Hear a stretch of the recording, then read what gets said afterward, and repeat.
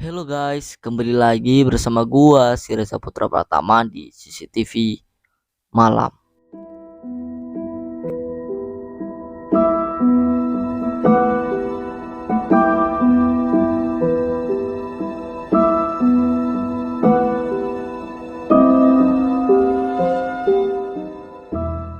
Ya, di video kali ini gua akan menceritakan pengalaman horor yang aku dapat dari seseorang yang bernama Putri Durga yang berjudul Perempuan Tionghoa di Pertokoan Tua. Jadi seperti apa ceritanya? Alangkah baiknya sebelum kita mulai ke ceritanya, kalian subscribe dulu ke channel ini dan jangan lupa aktifkan lonceng notifikasinya agar gak ketinggalan setiap gua upload video terbaru. Dan jangan lupa juga like, komen, dan share agar gua semakin bersemangat lagi ke depannya. Jadi tanpa berlama-lama lagi kita mulai ke ceritanya.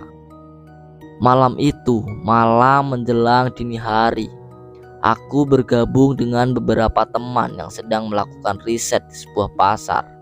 Jalan padat pertokoan di kota Denpasar. Kami bersepuluh, jajaran pertokoan bertingkat 2 di pinggir jalan yang masih mempertahankan arsitektur lama.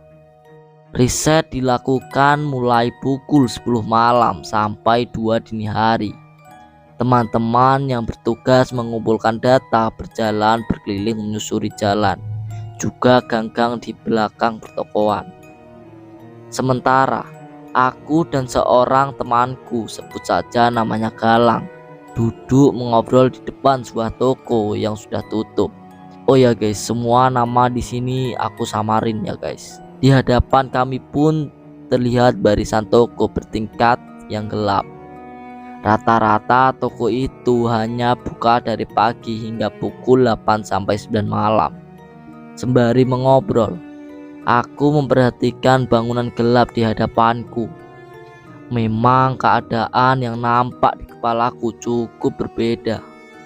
Aku melihat beberapa sosok dan energi yang berlalu lalang yang mendiami gedung tersebut.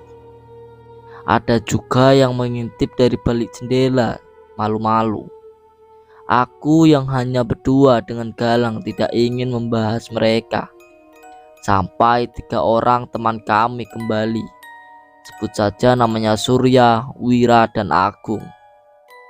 Teman-teman memang mengetahui aku mampu melihat ke depan lampau sosok-sosok yang tidak kasat mata. Agung duduk di sebelah Galang, sementara Wira dan Surya duduk di sebelahku. Wira yang duduk tepat di depanku melihatku memandangi deretan toko gelap di hadapan kami.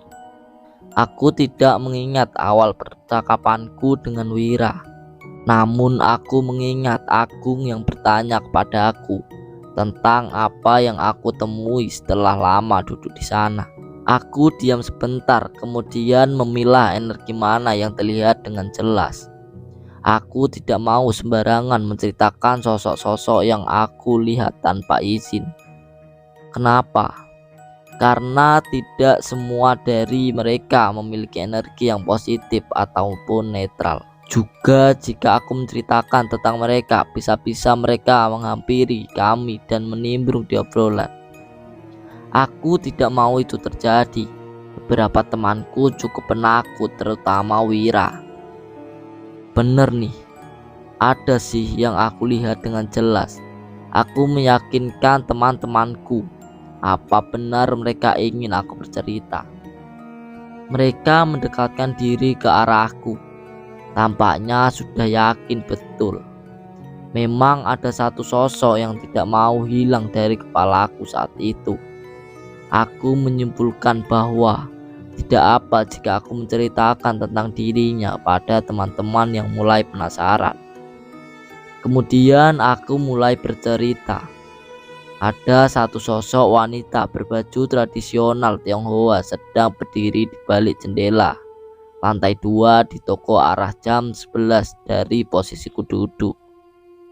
Wanita tersebut berambut panjang, sepunggung dengan tubuh ramping. Tidak ada yang menyeramkan kulihat dari perempuan itu. Aku berulang kali melihat angka 1930. dan sebuah nama. Ya, nama perempuan itu memberitahukan namanya, Minghua. Dia kulihat menjaga sebuah toko kelontong kecil yang menjual bahan dapur, kataku sambil melirik ke arah Minghua berdiri. Dia meninggal karena sakit, tapi aku belum lihat kenapa dia masih berada di sini. Lanjutku yang memang saat itu belum ada apapun yang aku lihat selain hal-hal yang kusampaikan tadi. Aku pun tidak mau melebih-lebihkan atau mengarang cerita jika aku belum menemukan apapun. Hal itu sangat tidak etis. Aku tidak mau hal-hal buruk terjadi jika aku menceritakan tentang sesuatu yang salah. Namun beberapa saat kemudian, potongan-potongan gambar masuk ke dalam kepalaku. Aku belum menceritakan hal itu kepada teman-temanku. Aku masih menyimpannya sampai aku pulang. Esokan harinya, aku menghubungi Agung yang memang lulusan antropologi dan cukup tahu tentang sejarah jalan tersebut.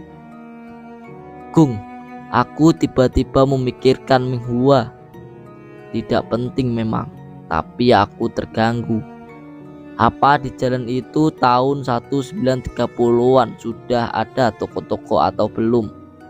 Aku mengirimkan pesan singkat kepada Agung. Sudah dong, tapi hanya pertokoan kecil-kecil. Waktu itu turis sudah masuk ke Bali. Balasnya cepat.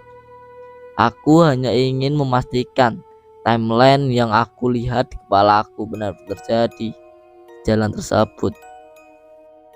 Cerita Minghua.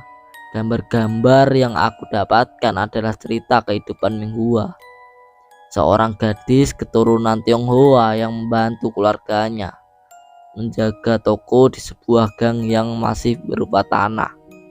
Ia meninggal karena sakit. Cintanya dengan pekerja pribumi tidak direstui orang tua.